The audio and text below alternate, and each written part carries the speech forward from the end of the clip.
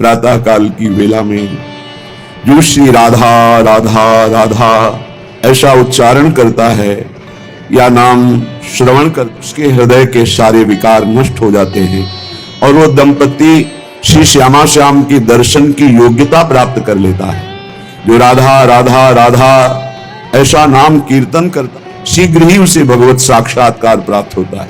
जो मधुर स्वर से बोलता है राधा राधा राधा, तो समस्त हृदय की और जीवन की बाधाएं नष्ट हो जाती हैं।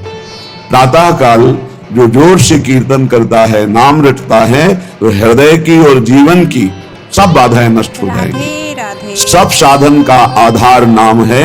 जो प्रातः चेतना से लेकर स्वयं अचेतना तक या जीवन से लेकर मृत्यु तक हर समय नाम का नियम ले लेता है, उसके हृदय में बस करनी, चित्त हरणी, महासुख प्रदान करने वाली ये जुगल जोड़ी प्रकाशित हो जाती है। जिनको ऐसा है तो आप देख लेना। यदि आप समर्पित हो तो आज तुम प्रमाद कर सकते हो, लेकिन जब कल शरीर नहीं रहेगा तब तुम प्रमाद नहीं कर सकते हो। ध्यान रखना, अगर शरणागत हो तो तुम्हारे दिमाग में बैठ जाएगा गुरु। अभी तो शरीर से है इसलिए बेपरवाह हो, लेकिन जिस दिन शरीर ना रहा या गुरु का शरीर नहीं रहेगा तो सच्चे शरणागत के दिमाग में गुरु बैठ जाते हैं और वो विरह और मिलन की तड़प में पूरा जीवन समर्पित करके वो उच्च कोटि की अवस्था को प्राप्त होता है। हमारा जीवन श्री जी के चरणारविंद में समर्पित है। हमारा कर कमल श्री जी ने पकड़ लिया, भरोसा करो। कैसे जानोगे श्री जी ने पकड़ लिया? जब रसिक जन पकड़ ले तो जान लेना श्री जी ने पकड़ लिया। कहो कृपा उपजे के भांति, तो बोले रसिकन संग फिरो दिन राती। रात दिन यदि रसिक महापुरुषों का संग है तो कृपा ही कृपा मेरी लाडली की है। भगवान का जो भक्त है वही यथार्थ में वंदनीय है। भगवान का जो भक्त है यथार्थ में वही वंदनीय होता है, जिसे भगवान ने अंगीकार कर लिया। किसे अंगीकार कर लिया? जिसने सब भरोसा आशा एकमात्र प्रभु के चरणों में, वही भक्त है। जब गुरुजन कृपा करते हैं तब सब तरह से सब संबंधों को काटकर ऐसी जगह खड़ा कर देते हैं, केवल तुम्हारे हृदय में रहे कि प्रियालाल के सिवा मेरा कोई नहीं। भगवान ने अंगीकार कर लिया। उस कुल जाति वर्ण रूप विद्या इसका कोई महत्व नहीं। वो किस कुल का, किस जाति का, कितना पढ़े लिखे है, रूप है कि नहीं है, तेज है कि, इससे कोई मतलब नहीं। वो जगत बंद हो जाएगा जिसे भगवान ने अंगीकार किया। श्री महामहिम सूरदास जी कह रहे, जाको मन मोहन अंग करे, जिसे भगवान अंगीकार कर लेते हैं।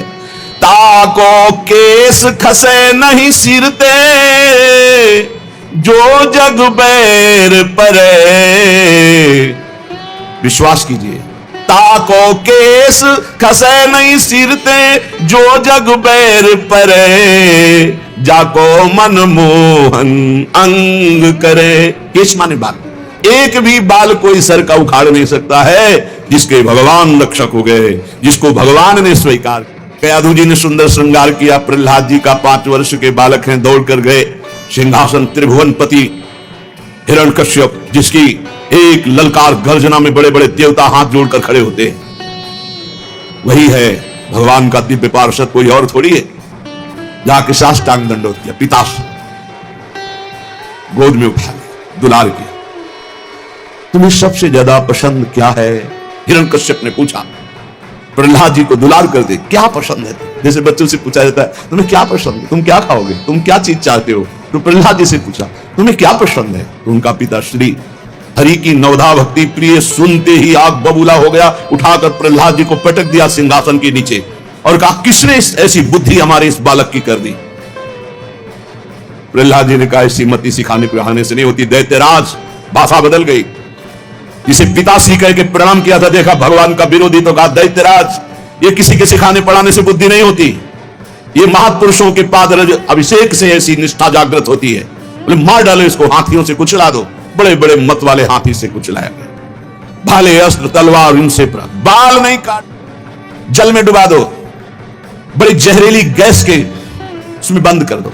सब उपाय कर, ना किसी अस्त्र से, ना शस्त्र से, ना कृत्या उत्पन्न करके, न कृत्या से, न जहर से, नाना प्रकार के सर्प आदि मारण प्रयोग किए, कुछ नहीं। हार गया, भयभीत होकर बैठा था। उनकी बहन है, होलिका नाम था उनका। भैया ये छोटी सी बात के लिए आप त्रिभुवनपति होकर इतनी चिंता है? 5 वर्ष का बालक ऐसे ऐसे मार दूंगी। कैसे मारोगी? मैं इसको लेकर के अग्नि के बीच में बैठ जाऊंगी और मुझे वरदान प्राप्त है शीतल पट अग्नि का, मेरा रोम भी नहीं झुलसेगा और जलकर राख हो जाएगा।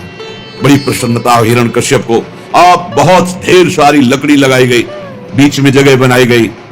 होलिका प्रहलाद जी को ऐसे पकड़ के बैठ गई। प्रहलाद जी निरंतर चल रहा था, हरि हरि हरि राम कृष्ण हरि, भगवान नाम कीर्तन। वो बड़ी प्रसन्न थे कि अपने भाई का बड़ा हित करूं। अपने भक्त के लिए कैसा क्रोधावेश धारण किया, पूरा थर्रा रहा था। देवलोक भी किसी की हिम्मत नहीं थी कि सामने जाकर भगवान की स्तुति कर ले, अब दूर से स्तुति कर। जब प्रहलाद जी से कहा, दौड़ गए प्रहलाद जी, भगवान ने गोद में उठा लिया। नरसिंह रूप में, इसलिए जिह्वा से चाट रहे, दुलार कर रहे।